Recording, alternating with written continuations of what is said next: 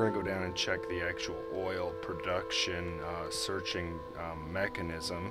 Relax yourself. I think I have it on a strange angle, that's why. Yeah, we're going to go, you know, see what's going on with this research, you know, thingy here. And we'll see what's going on here. What? What is this?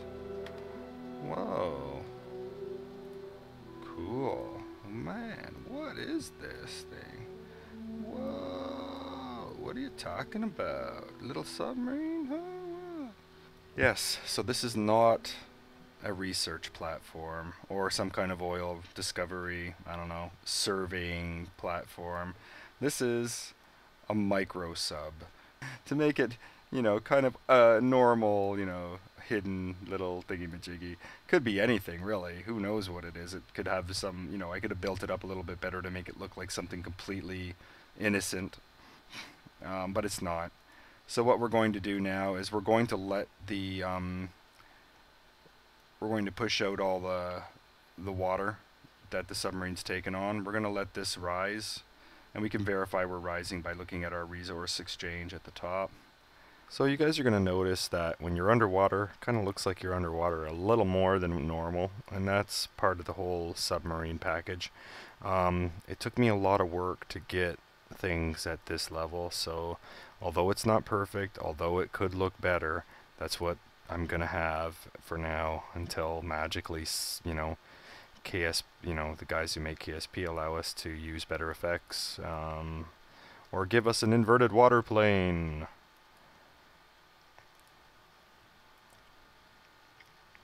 Okay, so I decouple from the main craft, and then all I have to do is start increasing the mass of the submarine with a little bit of luck.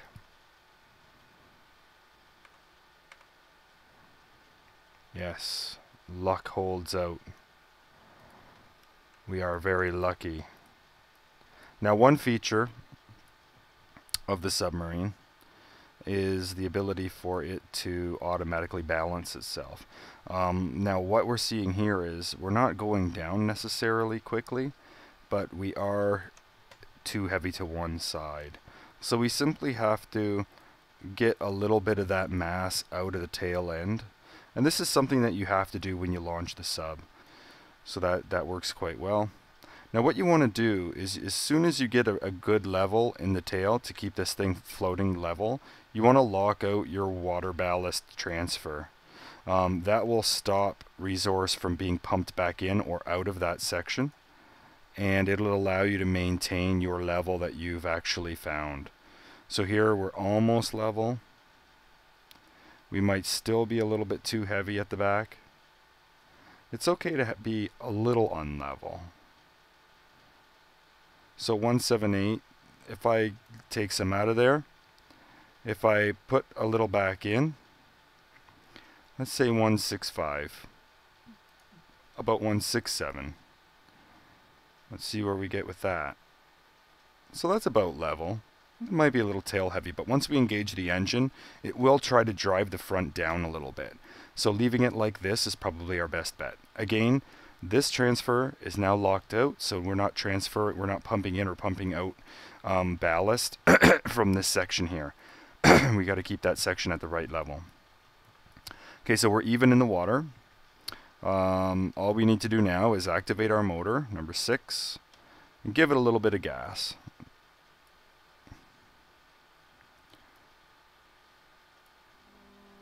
Yes, so finally, after all those people saying, you need propellers, it's a boat sim. It's a space sim, sorry. It's a boat. Mod needs propellers. Well, submarines, you get to see the submarine a little more.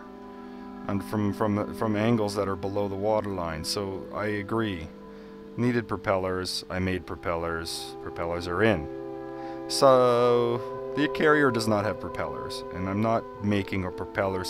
I mean, I could adapt this propeller to it quite quickly, but for, you know, this release has nothing to do with carriers. In the future, I'll release that later on, and we'll get some propellers on there for all the people who really, really, really want them. So this is, of course, not as fast as this engine goes. We do have a little bit...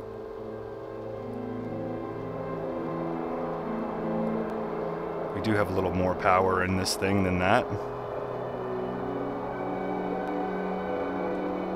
And we have fore and aft dive planes. How do you like that? We also have a neato rudder made out of wood. Yes, it's made out of wood. Get over it. I wanted something to be a little wonky on this thing. And the rivets and the wood and all that other stuff kind of helps. So I think it'll be good enough. You know? The carrier is moored. It's taking on supplies from the KSC, and it is a little vulnerable.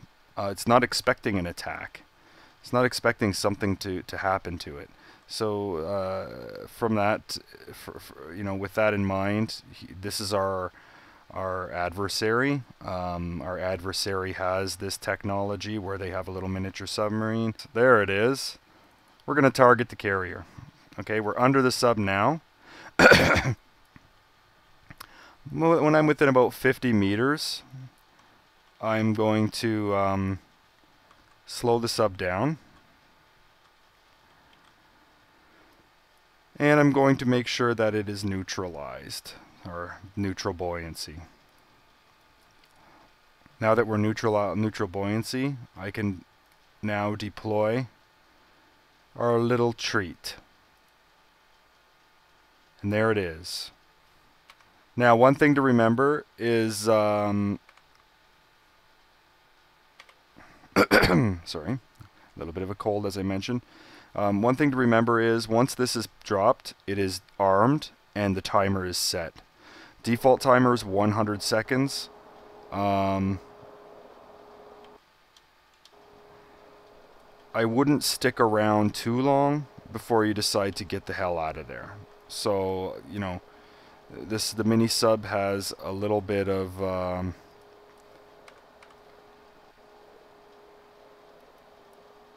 it has a little bit of power. I mean, it can move. Get away from this thing. Don't stick around, especially within 100 to 200 meters. You might be putting yourself in danger. That's all I gotta tell you. So here we're gonna, you know, just get ourselves a little bit away. We're 50 meters away now. We have the engines on slow ahead. We're doing 1.5 meters. I am going to level the sub so that I'm not going down any further.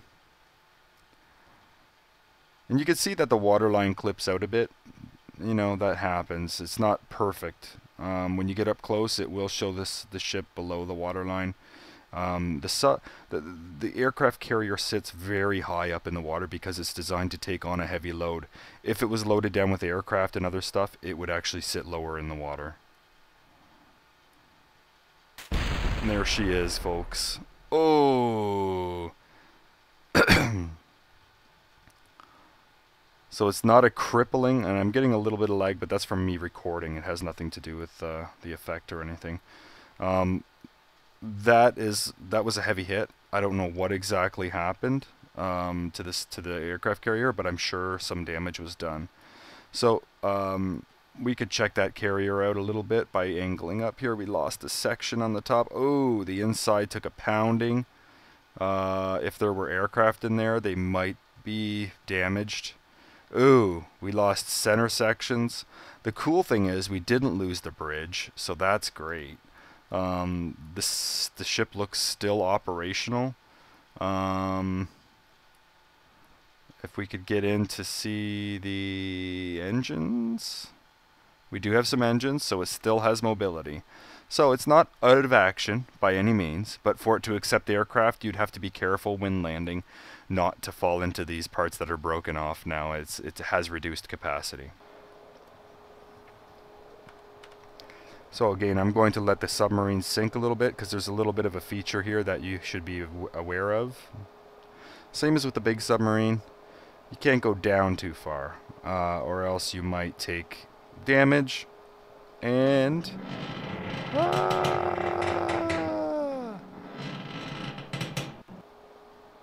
that's a warning that you're exceeding the hull integrity of the submarine. In this version, you get the scary sound effects. You get the messages coming up telling you how fast your rate of change.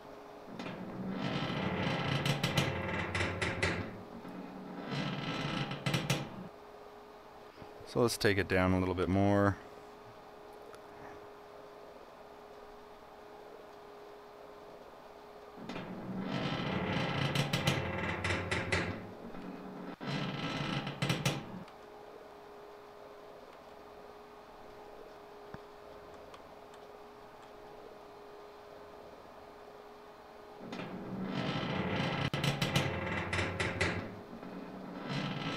Now I have auto balance on. Auto balance will continue to adjust, continuously adjust the level of ballast in the ship to make it level. It will not stop. There's no off button until it achieves balance. So you can help it by trying to hold the ship steady. You can help it by turning the engines off. Balancing it with the engine on may put you at a pitch, but your altitude will not change, because it takes the thrust of the engine into consideration as well. So what is all this darkness for? Well, the darkness is because at depths below 200 meters, very little sunlight penetrates to that level. So I'm going to go up above the darkness layer a little bit. And this is more like a visual, there's an audio warning, and the black shutout invisibility is a visual warning that you're now in the danger zone. You're now in the area where you could, be crushed. And everybody knows that KSP doesn't like you going below 600 below the sea level. For some reason, it gets freaky with the cameras, and this is a good way to tell people, hey, you're getting to that level where things are going to get a little bit strange. So, by all means, if you want to continue. Just don't quit the game or save the game with anything below 600 meters, because it's not going to end well. It has a chance of crashing. It also has a chance of just spamming so many error messages that it'll slow your computer right down. So it's best to keep above the 600 meters unless you're looking for some really good gold deposits and you must get your hands on them. So one last thing I want to show you. I mean, this little range of underwater mountains here, I created with Kerbtown. I'm not going to release it with the submarine pack, but I feel something like that would be very cool to have. And if I can develop it a little bit more, like there's some gaps in it. It's not perfect by any means. I would like to refine a couple pieces, maybe 10 pieces that can interconnect, and then you could create your own, mazes and stuff like that. What I use this for is practicing my submarining navigation skills, I guess. I don't know. There is a tunnel system here where you can pilot the submarine through. I've actually taken the big submarine through it. So if that was like half an hour to get the submarine from one side to the other, because it's such a tight fit. Had to rock the ship back and forth a little bit, not get snagged. It was crazy. Anyways, this sub can just pilot through here like nothing. So I can show you that. Okay, so here's the entryway. Again, we're below the safety limit. I'm going to put on the auto neutralizer. We're going to just try to level the ship out a little bit.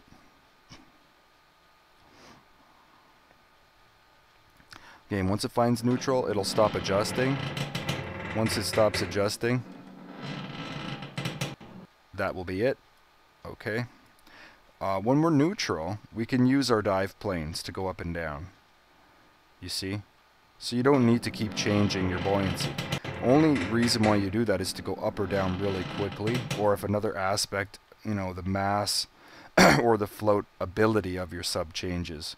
So if the density of your overall submarine increases or decreases, you would then have to rebalance the submarine. Again, there's a lot of inertia underwater. I've tried to get rid of a lot of it, but there's still a lot there. Ideally, a torpedo-shaped object would like to go straight through the water, not sideways. Just like air resistance, water resistance is quite similar. It's just a heavier thing that you're traveling through, more dense thing that you're traveling through, sorry. So what you want to do is be aware that when you make a turn, your turn has to be done ahead of time. It also has to be done a little more aggressively until you actually get your sub pointing the right direction. You see the little ball floating around, just like when you're in space, the inertia in space. If this is over here, that means my motion is still going this way. That means my sub is going a different direction than the direction it's actually pointing. So just be aware that that still holds true under the water with submarines, and that you're going to have to pay attention. When you're underneath the water this deep, and you're traveling through caverns that are full of sharp, razor sharp rocks, you don't want to be making any mistakes, because Jeb could die. Jeb could get his head ripped off by a stalactite or a stalagmite. I don't know which one is which. I don't know if one is up and one is... I think one hangs and one comes from the ground. So, in either which way, I mean, if you get your heads jabbed on one of those with the force of, like, a submarine behind you, I think you're dead. It'll just pulverize your helmet and your head into smush. So, this side of the cavern is quite shallow. So when we get into this part of the cavern here, you're going to see a neato little room here with a light in it. So it could be pitch black outside, but this green hue in this big catacomb here is from fungus that is glowing, I guess. I don't see this green? That's from fungus on the walls that's glowing. So just use your imagination, okay? Alright, I'm not going to explain everything to everybody. Got to be a little imaginative. Why is it wood? I don't know why. It was available. They ran out. Their budget was, they ran out of budget. Okay, now we're in trouble because we're sinking too quickly. So we got to check our neutral buoyancy again. And if our neutral buoyancy somehow changed, it's a good idea right now to readjust it. Now we don't want to go up either, which is what we're doing. We're going up. So I'm going to have to sink the sub before we hit. And then I'm going to have to try neutralizing it again. I keep saying neutralize, but neutralize the buoyancy, okay? Just make the buoyancy neutral. Now the reason why we can't be neutral here is because this passage actually grades downwards, and it's very hard to see that, but that's what the problem is here. With the grade going downwards, we have to keep nudging, we have to keep forcing the sub down, and I'm doing that by turning on the pump, by pumping in more water, but the neutral balance, the automatic neutral balancer is on constantly right now, trying to figure out what the best thing to do is. When I add water, it keeps it thinking, and it can't find a neutral. You see, it's still looking for a neutral. But as so far as I have to go down, I'm going to have to keep nudging the weight down and letting it find neutral again and again and again. As soon as the passage levels out, I can use dive. You're going to find that the dive planes have reduced effectiveness because there's less water flowing over them and being diverted. Which is not creating a lot of force. So if you want to increase that effectiveness, you have to increase your speed. Now the problem with increasing speed in a tight area like this is that you can end up against the wall and be dead. Now the sub is super tough, it's not going to break, but I do this as a skill testing thing to see how good I am at piloting, and I don't want to hit the wall. So, and I don't want to cheat. If I hit the wall, I'll tell you. So I'm going to accelerate because I can see the light at the end of the tunnel here. And as I increase speed, I increase efficiency on the dive planes. As you can see, here we are, we're coming out the other side. Woohoo!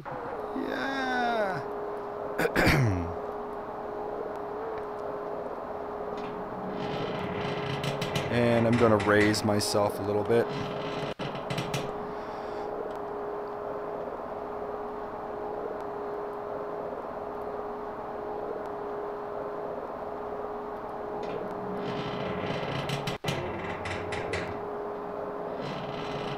So as you can see, the tunnel system's there, the first mountain's there, and then here we have like a ravine that we can, like a canyon that we can actually shuttle through.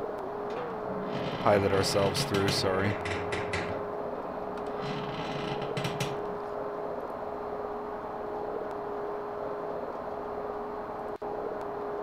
Whoa, whoa, whoa, whoa, whoa. Up, uppy, up, up, up, up, up, up, up. Oh, I forgot. There's no collider on this part of the range, so I would have died right there in real life.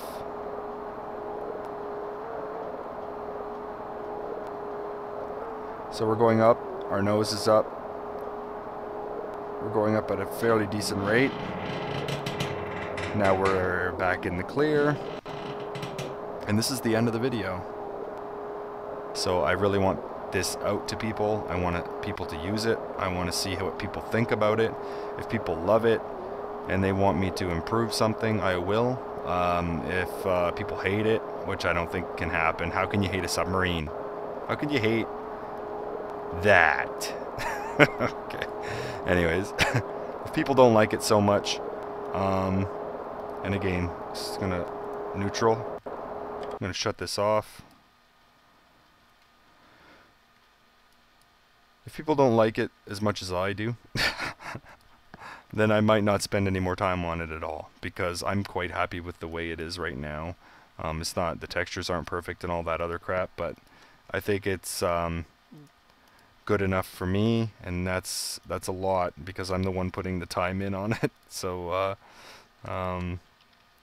but you know, if a bunch of people say, hey, you know what, we really need something a little better than this, or you know, we want to see a different piece for that, or I think something would be cool done like this, you know, I'll take it into consideration, see what I can do. There we are.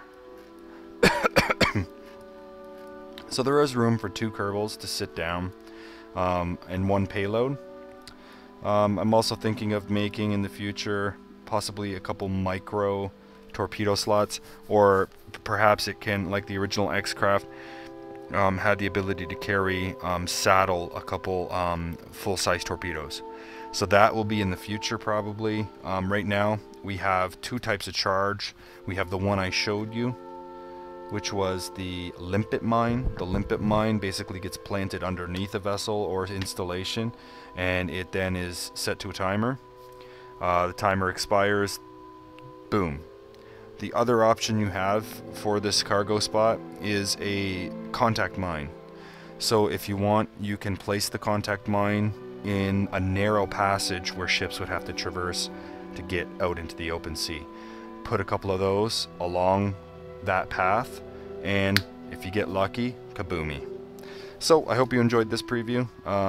Again, it should be out shortly. I hope you guys have a lot of fun with it. I will make another part of this cover the larger submarine with its capabilities as well. See you later, guys. Have a nice night.